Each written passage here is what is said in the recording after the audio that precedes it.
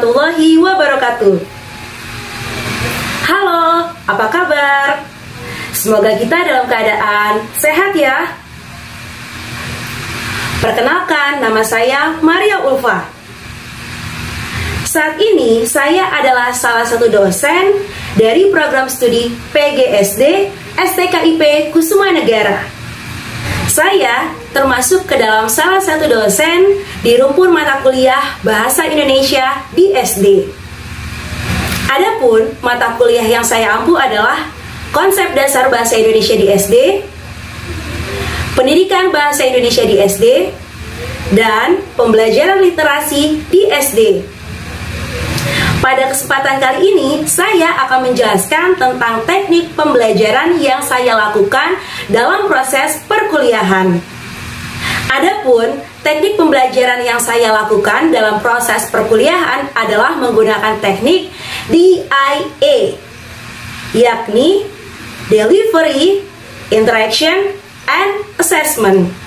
Sebelum saya menjelaskan tentang teknik DIA yang saya gunakan dalam proses pembelajaran atau perkuliahan, saya menerapkan teknik DIA tersebut di salah satu mata kuliah yang saya ampu saat ini, yakni pada mata kuliah Konsep Dasar Bahasa Indonesia di SD. Sebelum menjelaskan lebih lanjut terkait dengan teknik DIA yang saya gunakan atau yang saya terapkan dalam proses perkuliahan, saya akan menjelaskan terlebih dahulu terkait dengan mata kuliah Konsep Dasar Bahasa Indonesia di SD.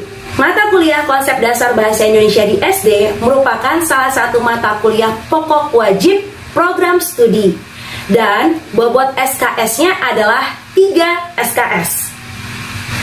Salah satu capaian pembelajaran pada aspek pengetahuan di mata kuliah ini adalah mahasiswa diharapkan memiliki pengetahuan yang memadai tentang dasar mata pelajaran di SD, khususnya pada mata pelajaran Bahasa Indonesia. Berikut ini adalah capaian pembelajaran mata kuliah Konsep Dasar Bahasa Indonesia di SD. Pertama, mahasiswa mampu menjelaskan dan memberikan contoh penerapan PUEBI dengan tepat. 2. Mahasiswa mampu menjelaskan konsep dan mengidentifikasi tataran bahasa Indonesia dengan tepat. 3. Mahasiswa mampu mengevaluasi dan membuat wacana baru berdasarkan analisis kesalahan berbahasa sesuai konsep dengan tepat.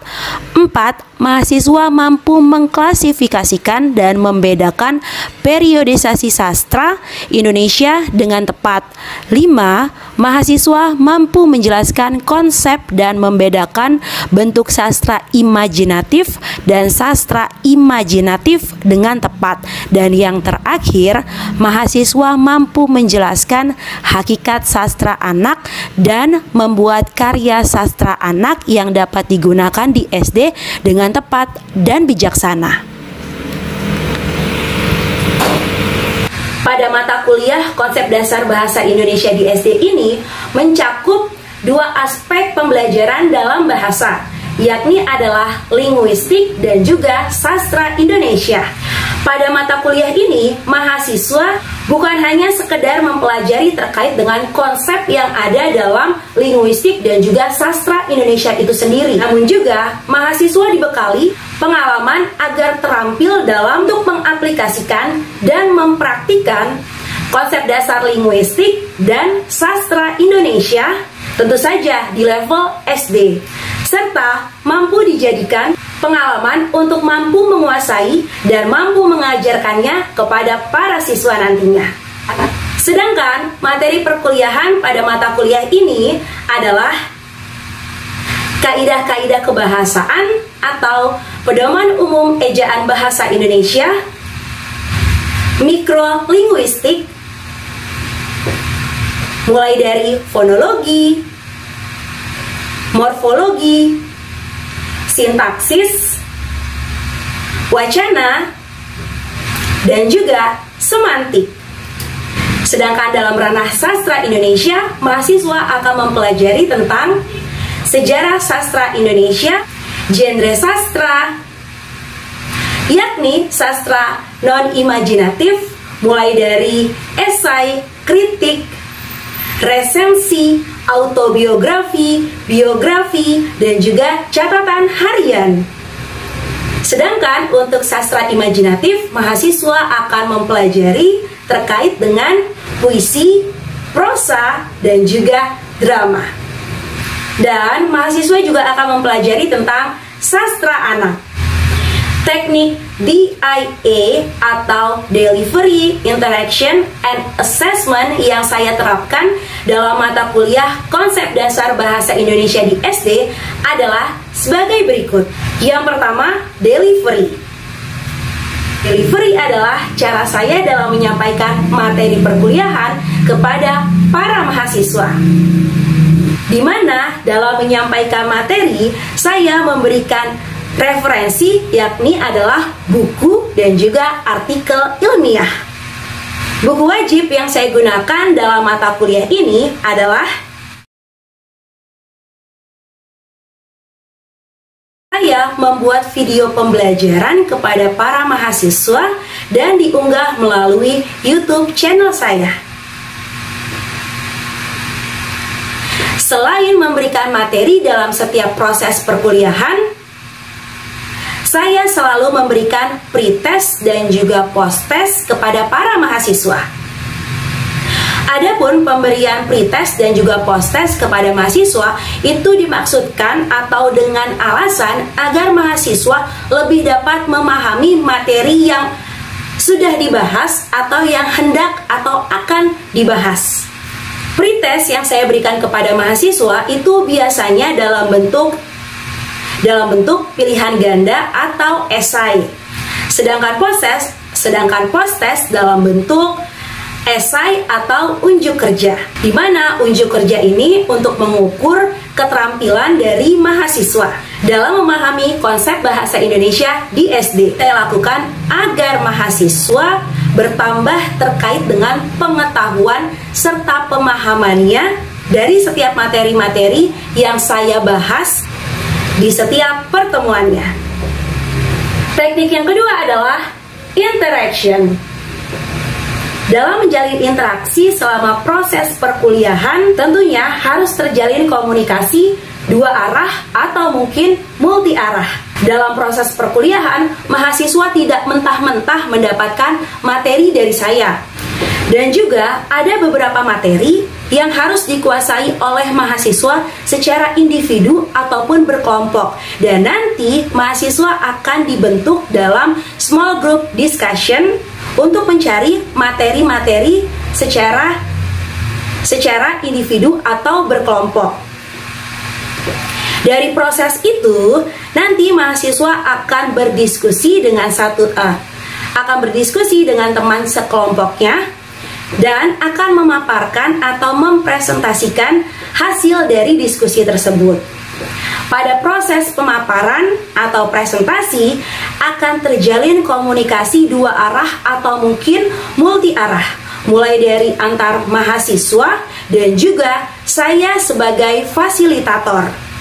Dalam proses perkuliahan, saya selalu membuka materi dengan cara mahasiswa diminta untuk mengamati dan melakukan dan bertanya terkait dengan pengamatan yang sudah dilakukannya. Dan itu merupakan pendekatan saintifik yang saya berikan. Tentunya dalam memaparkan materi perkuliahan, saya selalu mengajak mahasiswa untuk bertanya atau mungkin menyanggah apa yang sedang saya bahas. Hal ini dimaksudkan agar mahasiswa lebih kritis, tetapi harus disertai dengan data-data pendukung tentunya.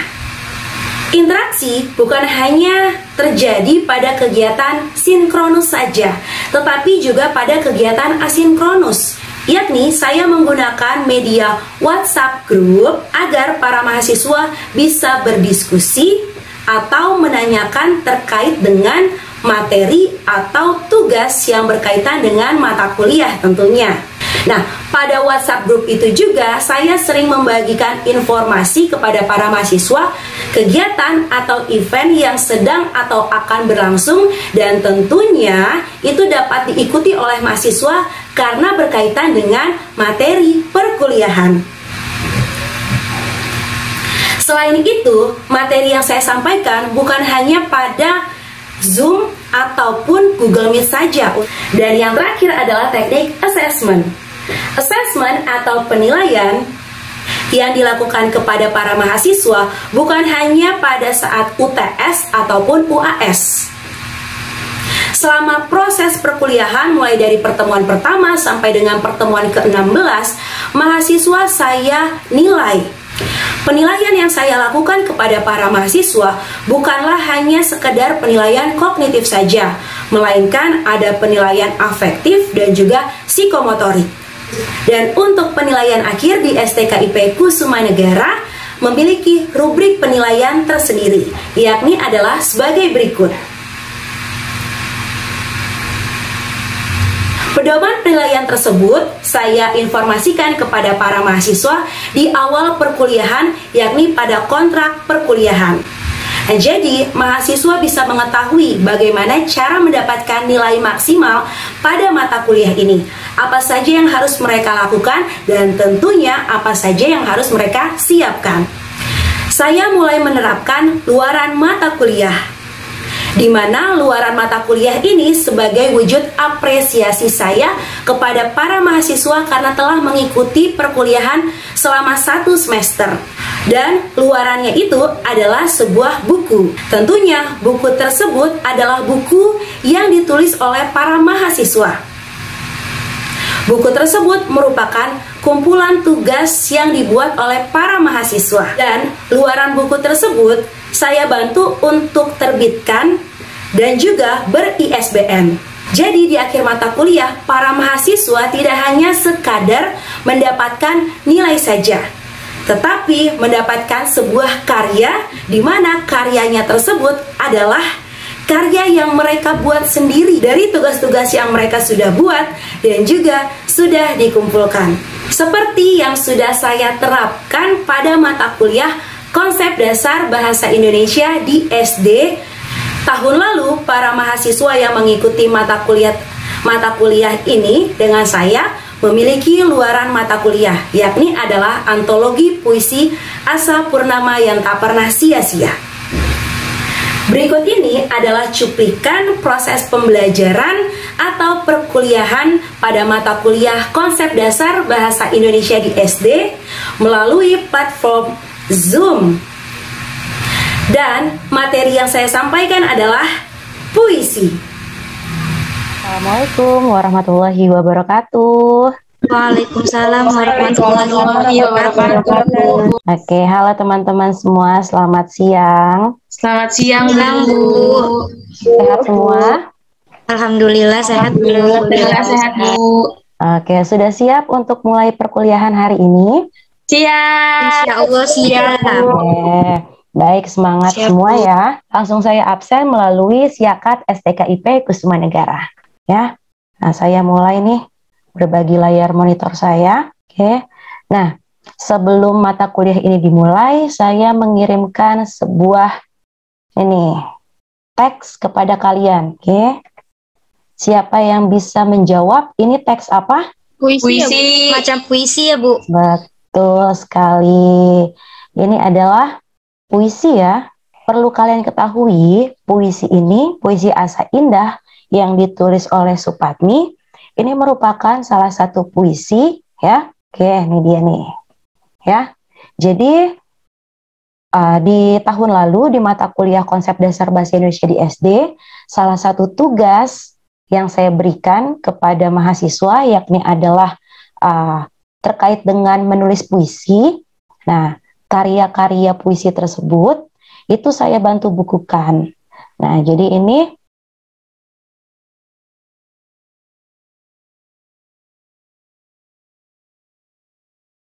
dari banyak sekali puisi yang ada pada antologi puisi tersebut.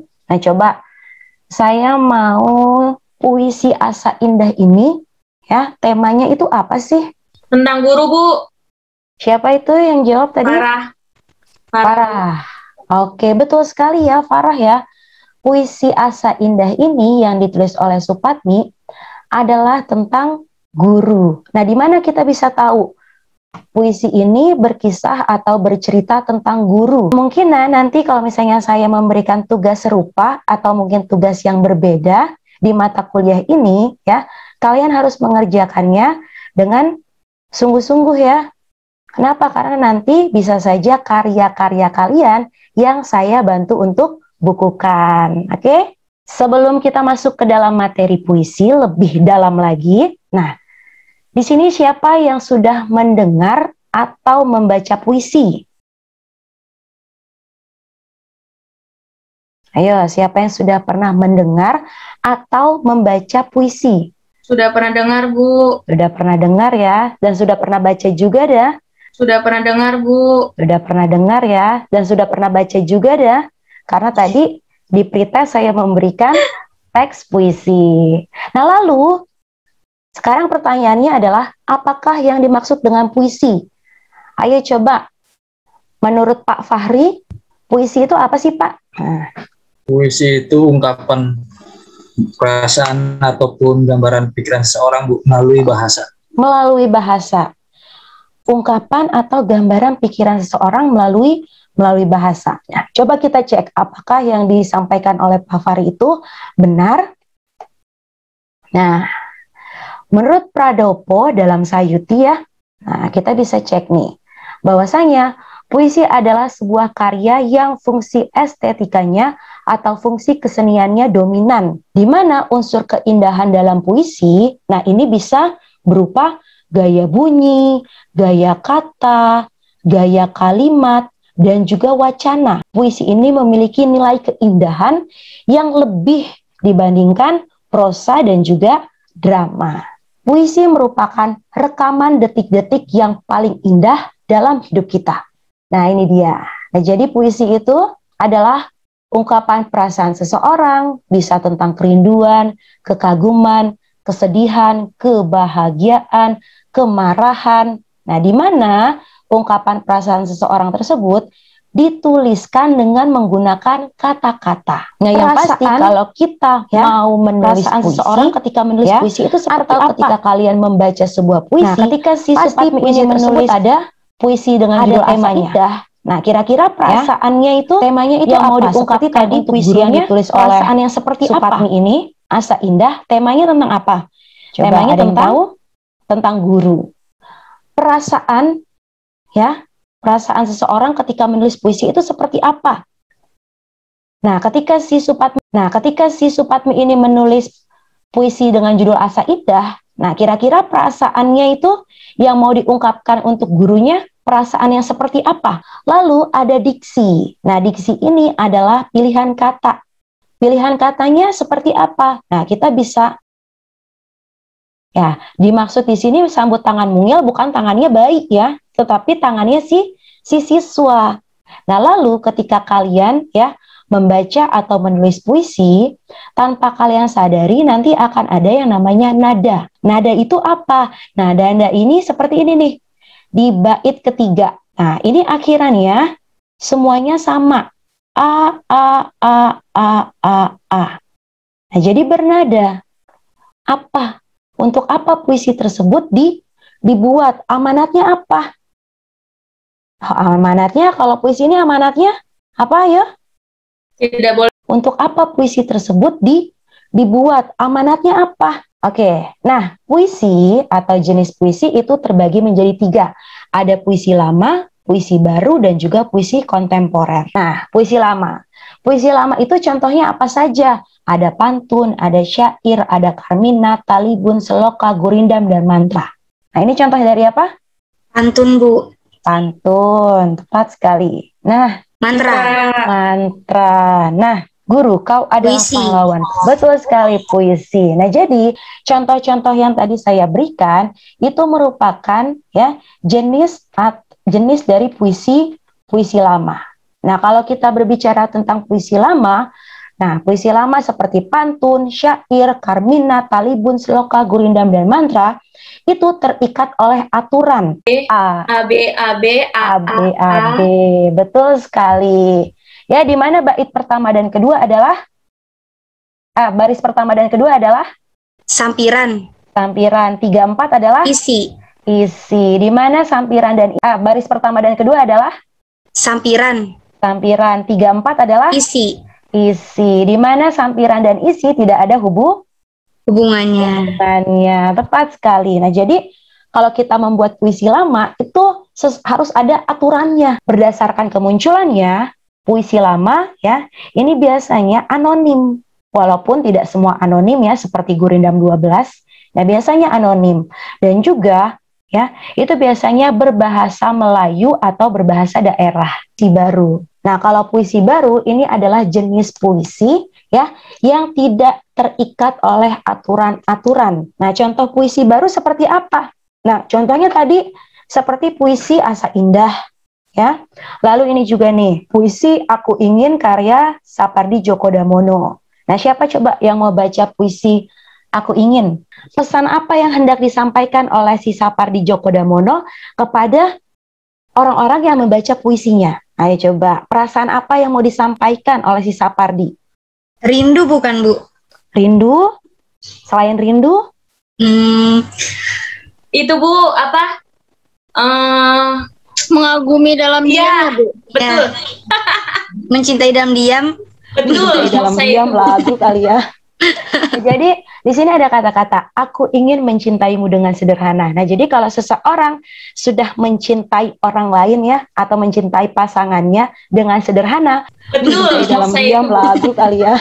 Nah, jadi di sini ada kata-kata aku ingin mencintaimu dengan sederhana. Nah, jadi kalau seseorang sudah mencintai orang lain ya atau mencintai pasangannya dengan sederhana, berarti cintanya itu adalah tanpa. Nah, ini adalah contoh dari puisi baru. Kenapa ini merupakan contoh dari puisi baru ya? Karena tidak ada aturan yang mengikat. Selanjutnya ya, ini ada yang disebut dengan puisi kontemporer. Nah, di mana puisi kontemporer ini hadir ya karena di mana pada saat itu ya di tahun 1980-an ke atas puisi-puisi yang hadir itu temanya tentang cinta, cinta, cinta dan cinta. Nah, lalu hadirlah nih yang disebut dengan puisi kontemporer. Nah, di mana puisi kontemporer ini dipelopori oleh seorang sastrawan bernama Remi Silado ya. Nah, di mana si Remi Silado ini menciptakan puisi yang disebut dengan puisi beling. Nakal? Betul sekali. Beling itu dari bahasa Jawa yang artinya adalah nakal. Ya, jadi puisi kontemporer yang dibuat oleh Remi Silado ini puisi yang sangat nakal. Nah, untuk pertama kali puisi beling ditulis oleh Remi Silado pada kolom majalah Aktuil di tahun 72. Contoh dari puisi beling. Pemerintah, jabatan DPR. Coba DPR. jabatan juri mewakili suara rakyat. Nama rakyat. Lanjut lagi. Jabatan Coba Titi yang mendalamnya. Jabatan Bu, jadi mewakili suara rakyat. Permainan ya Bu. Permainan apa? Bilangnya atas Ada nama mata-mata, rakyat. Kursi sirkus Diri mendalamnya ada dinding. Berarti di dinding ada parlemen. Jadi bilangnya atas nama rakyat, tahu-taunya hanya mementingkan kepentingan diri sendiri. Judulnya Karet. Karet. Dibuatnya ini bukan oleh Remi Silado tapi oleh Syifa Andini. Jam Indonesianya telat. Betul.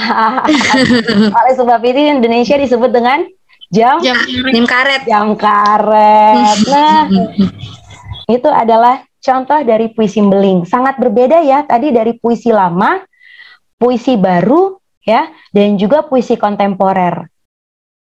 Nah, kira-kira lebih sulit membuat puisi yang mana? Puisi lama, baru atau kontemporer? Kontemporer ya Bu. Bagaimana sih caranya kita untuk menulis puisi? Di sini siapa yang suka menulis puisi? Nah, coba ya. Kita akan praktik bersama-sama membuat puisi. Kira-kira mau tema apa? Temanya apa? Temanya dulu ya, saya tulis ya. Ini tema bukan judul. Kira-kira mau tema apa? Temanya apa? Temanya mahasiswa ya. Boleh Bu, boleh. Oke. Nah, kalian pikirkan terlebih dahulu ya baris-baris puisi tentang mahasiswa. Satu mahasiswa membuat satu baris puisi. Ayo, dari siapa? Coba Bu Kristina. Menjadi seorang mahasiswa tidaklah mudah. Seorang mahasiswa juga harus mempunyai semangat yang tinggi. Aku memiliki peran penting di benakku. Jam kerja dan jam kuliah berteriak. Di sisiku hanya mempunyai kuda tua. Namun ku yakin tetap berjuang, Bu. Iya. Langkahku untuk perubahan negara ini. Karena kalau kita menulis itu ada proses revisi pastinya. Awalan puisi atau baris pertama puisi ya, itu haruslah sesuatu yang berbeda yang Di ditulis. sisiku hanya ada seekor kuda tua. Jam kerja dan jam kuliah teriak. Ya, tepat sekali ini. Karena suaraku. Ya. Menjadi seorang mahasiswa tidaklah mudah. Nah, kita baca kembali. Teriak atau berteriak? Berteriak. Peran penting, koma. Nah, jadi ini ditegaskan menggunakan koma. Jeritan rakyat. Nah, menjadi seorang mahasiswa tidaklah mudah. Namun ku yakin tetap berjuang. Langkahku untuk perubahan. Menjadi mahasiswa tidaklah mudah. Nah, ini kan ada pengulangan ya. Di sini ada mahasiswa, seorang mahasiswa. Di sini ada seorang mahasiswa. Nah, di sini kita bisa penggal, kita hapus. Nah, mempunyai semangat tinggi itu harus. Nah, jadi diubah susunannya. Namun ku yakin tetap berjuang. Langkahku untuk perubahan. Nah, jadi puisi. Buatlah judul yang pilihan judul yang baik itu juga seperti itu. Oke, hebat nih kelas ini nih. Nah, sampai di sini coba ada pertanyaan tidak terkait dengan materi kita yakni puisi kerja. Kalian harus membuat 3 puisi, oke, di mana nanti tugasnya ya kalian unggah pada Instagram kalian masing-masing dan jangan lupa ya ditandai saya nih @ulfa_maria_ulfa. Oke, kalau begitu untuk pertemuan sinkronis kita cukup sampai di sini ya. Terima kasih atas perhatian kalian. Saya punya pantun nih ya. Sebelum saya akhiri, paling gak enak jerawatan, muka digaruk bikin gak tega. Ayo kawan, jangan kalah sama jaringan. Semangat kuliah biar cepet dapet toga. Oke semuanya, selamat siang, selamat melanjutkan aktivitas. Salam sehat selalu untuk kalian. Wassalamualaikum warahmatullahi wabarakatuh. Terima kasih. Waalaikumsalam warahmatullahi wabarakatuh. Terima kasih Bu. Kembali. Oke. Terima kasih telah memberikan kesempatan kepada saya untuk memaparkan pernyataan diri dosen dalam unjuk kerja Tridharma Perguruan Tinggi pada bidang pendidikan dan pengajaran di sertifikasi dosen SMART tahun 2021 gelombang 4. Akhir kata, wassalamualaikum warahmatullahi wabarakatuh.